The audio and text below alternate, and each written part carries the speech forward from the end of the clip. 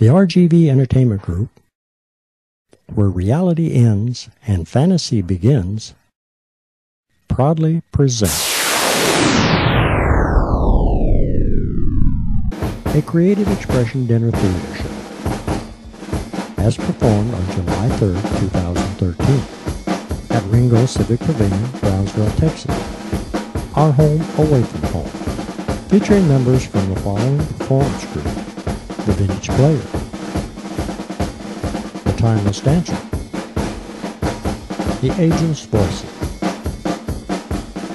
the Golden Tapper, the South Texas Starette. And now, for your viewing pleasure, here is Salute to America Tour.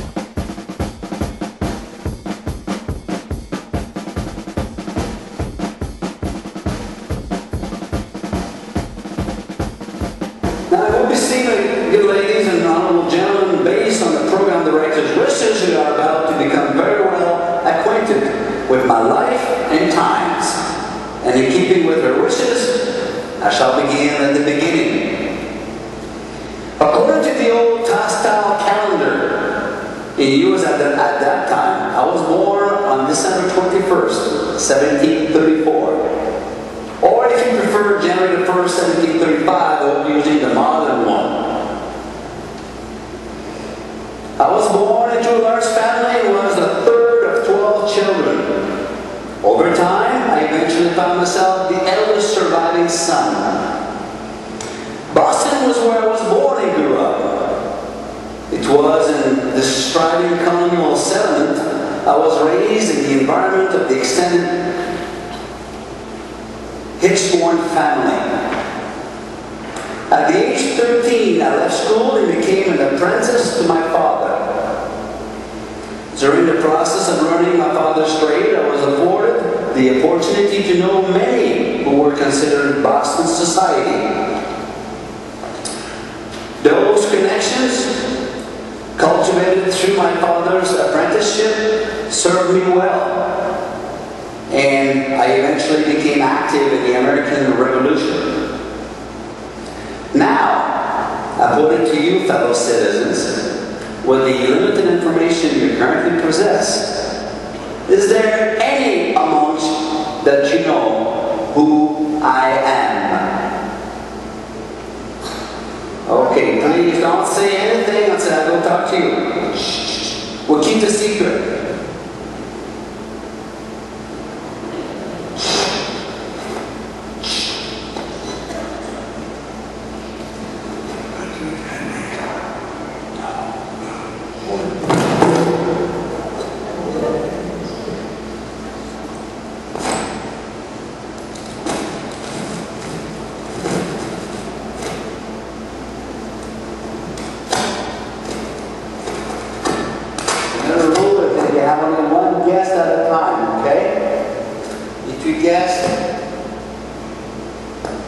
A second guess, you call me back again and I will check it again. Alright?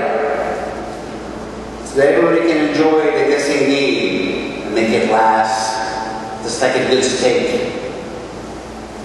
Make it last. Okay, no good answer so far. Well, half an answer, I should say. But it wasn't good enough. Now, where were we? It's old age, you see. And you think you have a problem? You have to understand I'm 278 years old. Yes, it comes to me now. A little game of playing, who am I? Just the information that you may help you guess my identity, you will learn next my religious background. But before I divulge that information, I believe we're ready for maybe a next number. If not, I'll keep going until we get to that point.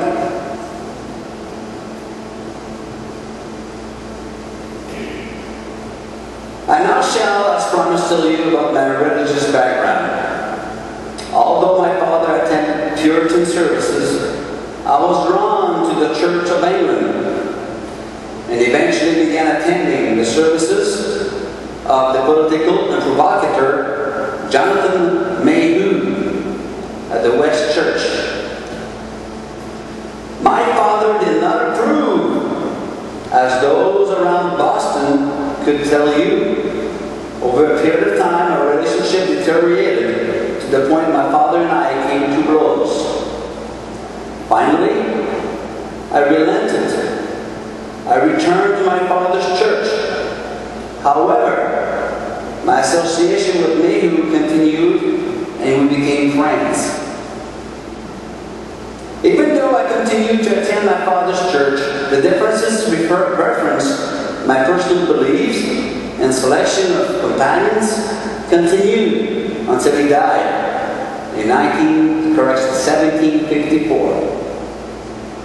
At that time, I was legally too young to officially be the master of the family business. It was because of the weak economy, and since Army service promised consistent pay, in February 1956, I enlisted in the Provincial Army during what is now known as the French and Indian War.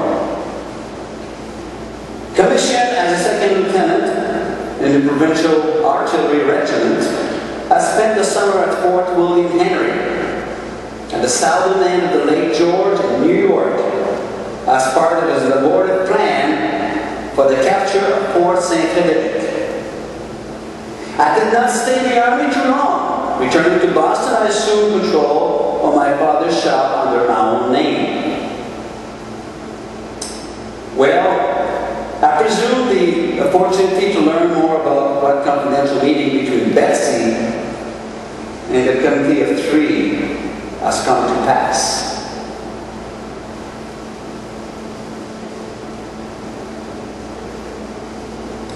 Now, I find it difficult to believe that you're having much trouble guessing who I am. Possible some of what I am about to reveal to you will bring my name to your tongue. On August 4th, 1757, I married Sarah Orne. Our first child was born 8 months later.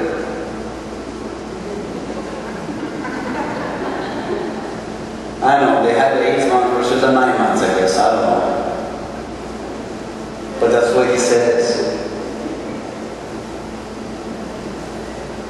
They simply didn't say last night that I had the same joke. It's not a joke, it's true.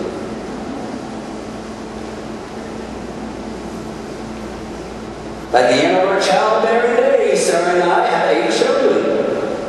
3 died young and only 1 survived beyond me.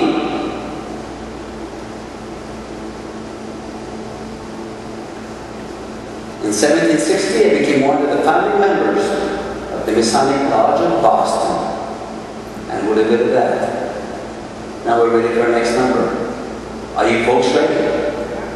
That's yes. That's no. That's I don't know. All right.